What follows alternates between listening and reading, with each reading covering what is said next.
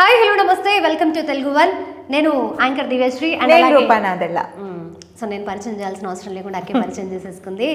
అక్క చూస్తున్నావు కదా అక్క బిగ్ బాస్ చూస్తున్నావు కదా, ఏమనిపించింది అక్క ఈ నామినేషన్స్ చూసాక? నీకు అనిపించింది ఏం చెప్పు? నాకు అనిపించింది అని చెప్తా. నామినేషన్స్ చూసాక ఒక్కొక్కరి మీద ఒక్కొక్క ఒపీనియన్ వచ్చింది నాకు. కొంతమంది అయితే అసలు ఇంకా తెలియలేదు ఏంటనేది, కొంతమంది తెలిసింది కానీ ఇలా ఉండకూడదు ఇలా ఉంటే బాగుండేదేమో అన్న ఒపీనియన్స్ అయితే కొంతమంది మీద ఉన్నాయి. ఓకే ఓకే అంటే ఈ నామినేషన్స్ చూసాక పాయింట్ ఉండి నామినేట్ చేస్తున్నారా, లేకపోతే వీళ్ళు నన్ను నామినేట్ చేశారు కాబట్టి నేను వీళ్ళని నామినేట్ చేయాలి అని అలా చేసిన వాళ్ళు ఎవరైనా ఉన్నారని నీకు అనిపించిందా? ఆబ్వియస్లీ ఫస్ట్ వీక్లో పాయింట్స్ ఉండవు, ఎవరైనా వెతుక్కొనే నామినేట్ చేస్తారు. నామినేట్ చేశారని నామినేట్ చేయాలనుకునే వాళ్ళు కూడా ఫస్ట్ వీక్లో ఉంటారు, ఎందుకంటే రీజన్స్ పెద్దగా ఉండవు కాబట్టి. ఓకే ఓకే ఇంకా మణికంఠది నువ్వు చూసే ఉండవు కదా, కానీ పాపం అసలు చాలా ఎమోషనల్లీ చాలా డౌన్ ఉన్నాడు అనిపించింది నాకు. డే 1 నుంచి అలాగే ఉన్నాడు. డే 1 నుంచి కాస్త ఎమోషనల్గా ఉంటున్నాడు, మాట్లాడుతున్నాడు. కానీ అతని దగ్గర పాయింట్ ఉంది. ఇప్పుడు తను నామినేట్ చేసిన వాళ్ళు అతని మీద ఏదైనా ఎలిగేషన్ చేసినప్పుడు, పాయింట్అవుట్ చేసినప్పుడు దాన్ని డిఫెండ్ చేసుకుంటున్నాడు చాలా తెలివిగానే. కానీ ఎమోషనల్ అయిపోతున్నాడు బాగా. ప్రతిదానికి నా బ్యాక్గ్రౌండ్ ఏంటో తెలీదు, అదా ఇదా. యాక్చువల్లీ ఐఎమ్ సో సారీ, ఇది మాట్లాడాల్సిన పాయింట్ కాదు. బట్ శేఖర్ భాష ఒక జోక్ వేసాడు అక్క, ఇది చూసేవాళ్ళేదు నువ్వు తెలియదు నాకు. ఇప్పుడు అవతల వాడు 10 బాణాలు వేసుకొని యుద్ధానికి వస్తున్నప్పుడు లేదు ఆమె నా బ్యాక్గ్రౌండ్ ఇది నేను నా మీద దాడి చేయకు అని అంటావా అని చెప్పాను. నాకు ఆ జోక్కి బాగా నవ్వు వచ్చేసింది. ఎస్, ఇప్పుడు గేమ్ అన్నప్పుడు గేమ్ని గేమ్ లాగే చూడాలి. అది దానికి ఎమోషనల్ అయిపోయి నా బ్యాక్గ్రౌండ్ మీకు తెలీదు. ప్రతి ఒక్కరికి ఎమోషన్స్ ఉంటాయి. గేమ్లోకి వెళ్ళిన వాళ్ళందరికీ ఒక్కొక్క స్టోరీ ఉంటుంది, బయట ఎవరికైనా ఉన్నట్లే వాళ్ళకు కూడా. కానీ అతని ఎమోషన్స్ని, అతనుకున్న బాధలన్నింటినీ స్ట్రెంగ్త్ చేసుకొని ఆడితే బాగా ఆడగలడని నమ్మకం ఉంది. యాక్చువల్లీ బిగ్ బాస్ కూడా అదే చెప్పాడు, ఏదైతే ఇప్పుడు నువ్వు ఏదైతే నీ వీక్నెస్ అనుకుంటున్నావు దాన్నే నువ్వు స్ట్రెంత్ చేసుకుంటే బాగుంటుంది, నువ్వు మంచిగా ఆడతావు అని చెప్పాడు బిగ్ బాస్. ఇంకా చూడాలి వాళ్ళు నెక్స్ట్ ఈరోజు ఎపిసోడ్ ఎండింగ్లో అయితే ఇక్కడ నుంచి నేను ఇలా ఉంటాను అలా మెయింటైన్ చేస్తాను అనుకుంటూ బయటకు వచ్చాడు. ఏమవుతుందో ఎలా ఉంటాడో చూద్దాం ఈ రోజు నుంచి. చూద్దాము. అండ్ ఇంకొకళ్ళు బేబక్క. జనరలీ బయట రఫ్ అండ్ టఫ్గా బెజవాడ బేబక్క అంటే అదొకటి ఉంది జనాలకి మైండ్లో, తినిలా ఉంటుంది అనేది. ఎవరన్నా వెయిట్ ఎక్కువ ఉన్నామన్నా ఆడిచ్చేస్తుంది అనమాట. కానీ బిగ్ బాస్ హౌస్లో చాలా శాంతమూర్తిలాగా ఆరాంగా, అసలు ఆమెను చూసి ఏం నేర్చుకోవాలి జనాలందరూ బిగ్ బాస్ చూస్తారు, చూసినప్పుడు ఏదో ఒకటి నేర్చుకుంటారు.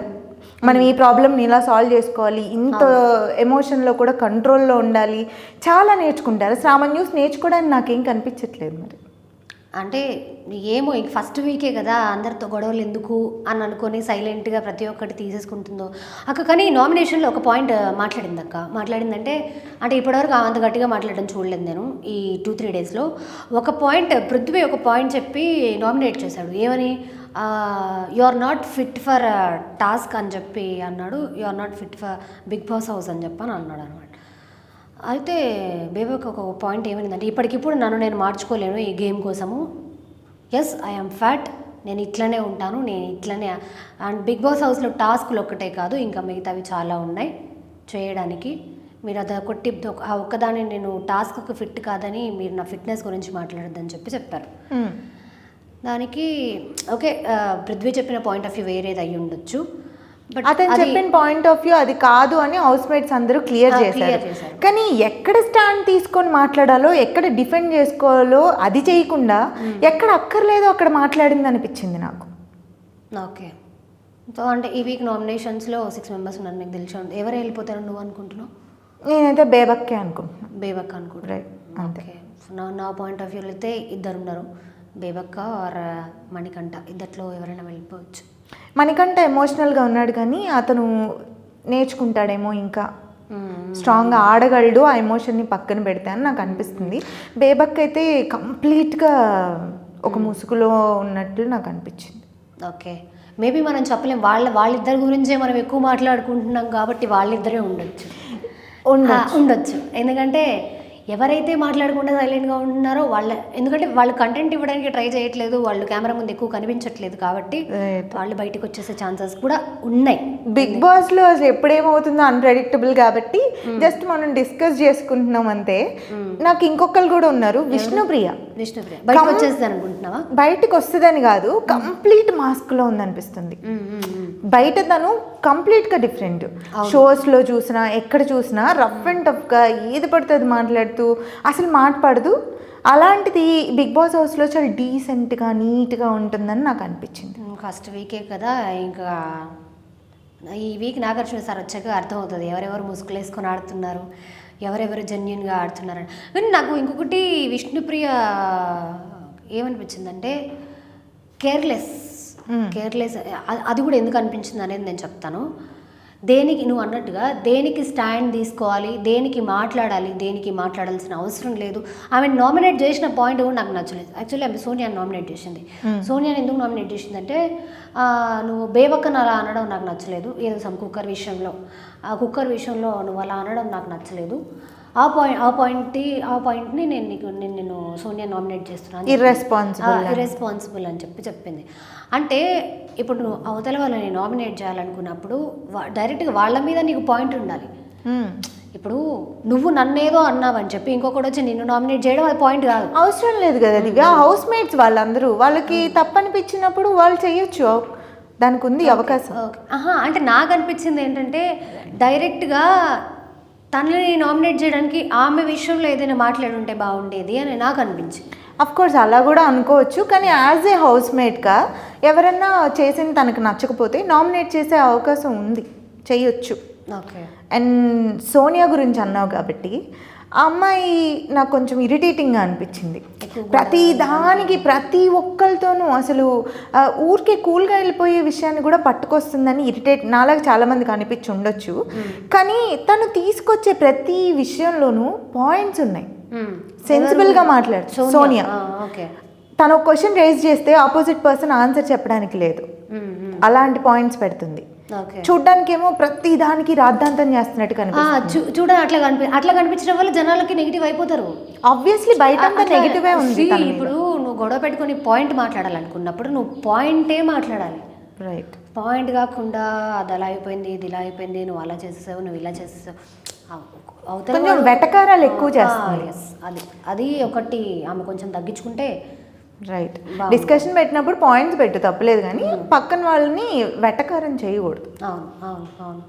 అండ్ అలాగే ఈ చీఫ్లు ముగ్గురు ఎవరైతే ఉన్నారో నైనిక, నిఖిల్ అండ్ యష్మి కూడా నాకు కొంచెం అట్లా లైక్ గొడవ క్యాండిడేట్ అనిపించింది. ఎందుకంటే ఎవరు నామినేషన్స్లో వాళ్ళ పాయింట్ వాళ్ళు పెడుతున్నప్పుడు వాళ్ళని మాట్లాడనీయకుండా ప్రతిదానికి ఇన్వాల్వ్ అయిపోతుంది, ఎక్కువ ఇన్వాల్వ్ అయిపోతుంది.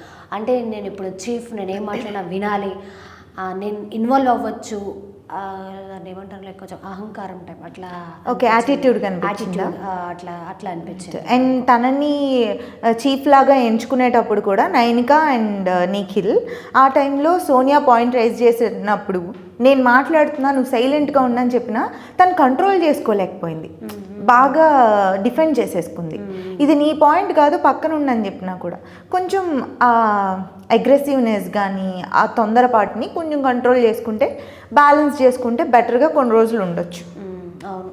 సో చూద్దాం ఇక ఈ ఫస్ట్ వీక్లో ఎవరు బయటికి వెళ్ళిపోతారు అనేది. రైట్. నువ్వు ఇద్దరు అనుకుంటున్నావు? నేను ఇద్దరు అనుకుంటున్నాను. ఒకరి పేరు చెప్పు. మణికంఠ ఆర్ఎల్స్ బేబక్క, బెజవాడ బేబక్క. ఒక్కళ్ళనే చెప్పమంటే? ఒక్కళ్ళనే చెప్పమంటేనా బేబక్కే అనిపిస్తుంది. నాకు కూడా అలాగే అనిపిస్తుంది. అదొకటి ఏమో చెప్పలేము. ఇంకా సైలెంట్గా ఉన్న వాళ్ళు కూడా చాలామంది, పృథ్వీ, మొత్తం 6 మెంబర్స్ ఉన్నారు. పృథ్వీ, విష్ణుప్రియ, మణికంఠ, బేబక్క, సోనియా, శేఖర్ పాషా. శేఖర్ భాష అంటేనే జనాలు కాస్త ఎక్సైటింగ్గా చూస్తున్నారు. శేఖర్ భాష అంత ఈజీగా బయటికి రావట్లే, కొంచెం బ్యాలెన్స్డ్గా ఆడుతున్నాడు. రైజ్ చేయాల్సిన చోట రైజ్ చేస్తున్నాడు, ఆగాల్సిన చోట ఆగుతున్నాడు. మరి బయట అంతా చాలా డొక్కా ముక్కిలు తిని ఇంట్లోకి వెళ్ళాడు కదా. సో ఇంకొక రూమర్ కూడా బయట వినిపిస్తుంది, ఏంటి నీకేమైనా ఐడియా ఉందా? అదే లావణ్య వైల్డ్ కార్డ్ ఎంట్రీలో లోపలికి వస్తుంది అని చెప్పి వింటున్నాం. మరి అది చూద్దాం ఎంతవరకు నిజం అనేది. కానీ ఒకవేళ వస్తే కనుక బిగ్ బాస్ మామూలుగా కూడా బయటనే వాళ్ళని తట్టుకోలేకపోయారు. ఓకే, ఇంట్లో శేఖర్ భాష లావణ్య ఉంటే ఇంకా మిగతా కంటెస్టెంట్లు ఎవరు కనిపించారు, వీళ్ళిద్దరే హైలైట్ అవుతారు. రైట్, స్ట్రిక్ట్ రూల్స్ పెట్టి పంపిస్తే ఇంట్రెస్టింగ్గా ఉంటుందేమో గేమ్. ఇంకా ఇంట్రెస్టింగ్గా ఉంటుంది. అవును, చూడాలి ఇంకా ఏమవుతుంది అని. చూద్దాం లెట్స్ సీ. అది మా ఒపీనియన్స్ మాత్రం మేము ఇక్కడ పెట్టినాం. మీరేమనుకుంటున్నారు అనేది మీరు కూడా మాకు కింద కామెంట్స్ పెట్టండి. మేము కూడా తెలుసుకుంటాం జనాల ఉద్దేశం ఏంటనేది కూడా. మీ పాయింట్స్ కూడా పెట్టి నెక్స్ట్ టైం డిస్కస్ చేయడానికి ట్రై చేస్తాం. మీరు కమెంట్స్ పెట్టినవి మేము నెక్స్ట్ వీడియోలో చదవడానికి, వాటి గురించి మాట్లాడడానికి ట్రై చేస్తాం. రైట్, సో అది. Thank you, bye. Thank you, bye.